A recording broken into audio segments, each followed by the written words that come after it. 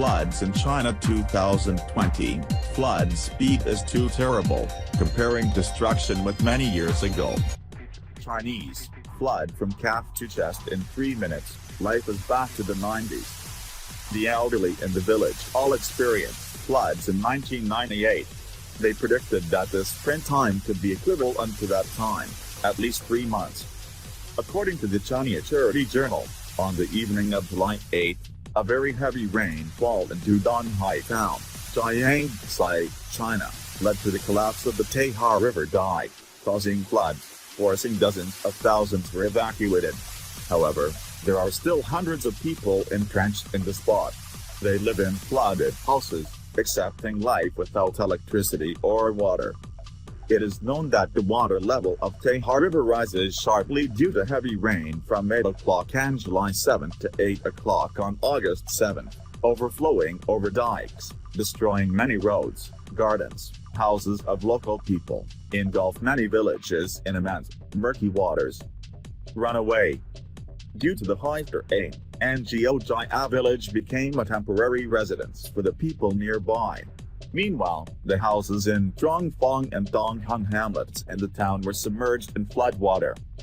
During the flood season, Dudonghai people used blue rubber boats as the only means of transportation. They bought boats for between 1,000 yuan and 3,000 yuan, so they could regularly return home to check on the situation or travel to high terrain to avoid accidents. There are also elderly people who do not want to spend money. They used wooden assembled a simple raft, then used a long pole as a paddle to move. Miss Yun Ganbing also wanted to come back to check on her house, but she was already old and could not afford to buy a boat. Most of the time, she stood on the shore, looking far away at her submerged house, watching for changes in water levels. Having lived in Zhongfang hamlet for 79 years, Mrs. Du has never experienced a fear like this time. Even in the 1998 flood, it took 2-3 days for the flood to really rise and the villagers had enough time to evacuate. But this time it was different. It took less than a few hours. The water from the ear rise to the neck.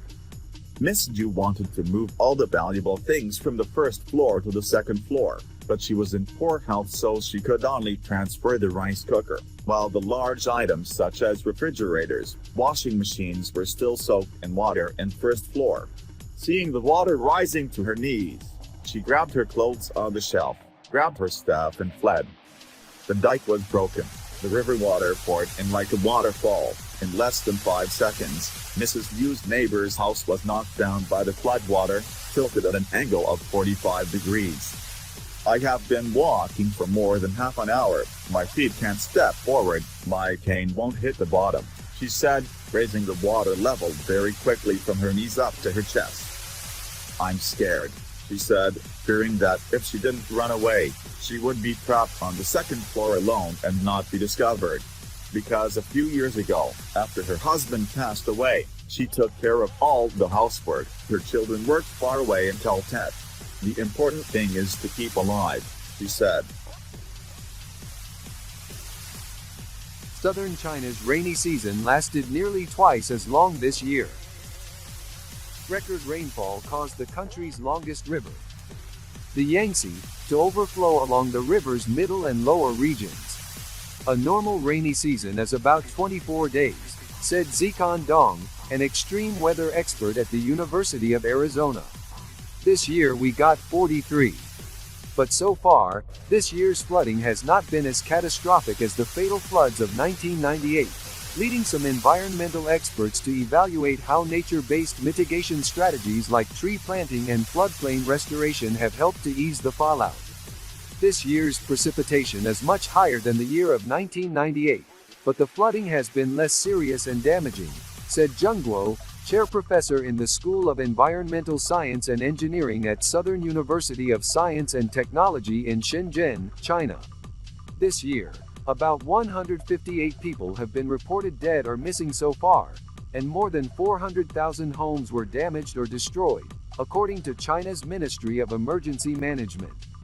In contrast, the 1998 flood killed more than 3,000 people and left 15 million people homeless.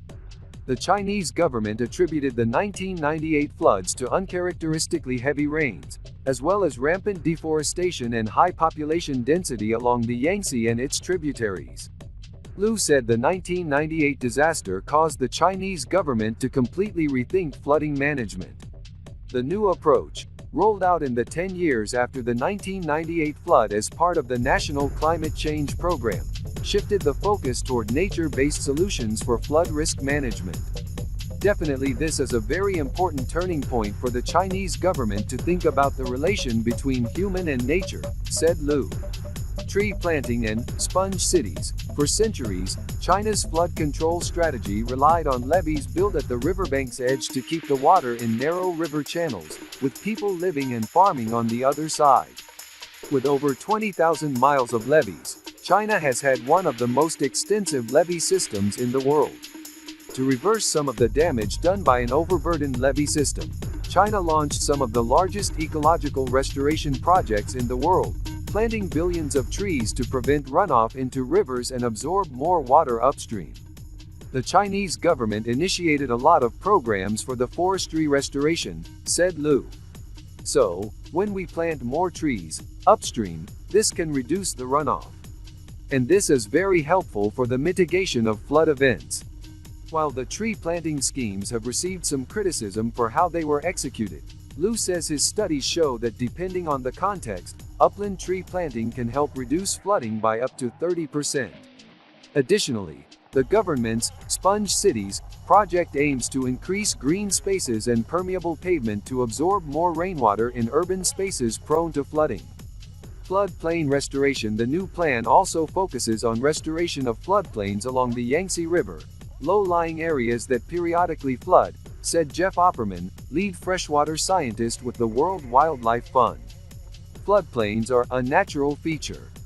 Rivers tend to swell and rise and occupy their floodplains on a fairly regular basis, Opperman said, adding that relocating people away from floodplains is the best way to protect them from flooding and also allows the river to flow freely. Opperman said ideally, policies are created to prevent development on the floodplain to begin with. Following the 1998 floods, the government convinced 2.4 million people to leave the Yangtze River floodplains, restoring 1,000 square miles. Liu, the environmental scientist, said these nature-based interventions helped. Without these kinds of programs, the flood disaster will be much, much worse, he said. But upland trees and permeable pavement can only absorb so much water, and floodplain restoration has its limits. Convincing tens of millions of people to relocate away from the Yangtze River floodplain is nearly impossible, said David Shankman, China flood expert at the University of Alabama. It's the heart of China's rice-growing region, he said. Many families have lived there for generations and don't want to give up farming. Despite efforts to encourage people to leave the floodplains, the population continues to increase, causing essential floodwater storage areas to shrink, and that makes the flooding worse, said Shankman.